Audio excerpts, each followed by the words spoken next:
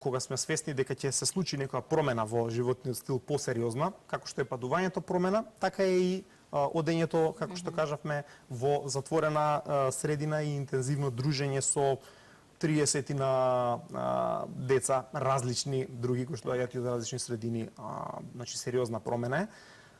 Препорачуваме 2 недели пред тоа да започнеме со одредено, јас би рекол, засилување на имунитетот.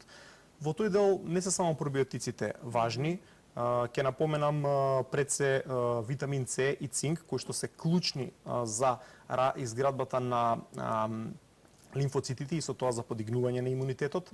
Витаминот Д, кој што е еден имуномодулатор и витамин хормон кој што контролира огромен број на процеси во нашето тело и е многу важен за имунитетот, особено кај децата, но и кај возрастните. Се смета дека добар дел од болестите и депресии настануваат од ниско ниво на витамин Д, предизвикано пред се од овој модерен лајфстайл, затворени простори, помалку излегување и така на отворено.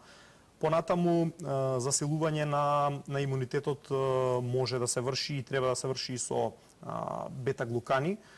Така да, значи, тоа е еден комплекс на суплементација кој што јас би го препорачал да оди во пред, уште кога сме свесни дека ќе почнеме на школа и да трае едно 3 месеци. Значи, во тој период од 3 месеци ние ќе направиме што можеме од наша страна да го засилиме имунитетот,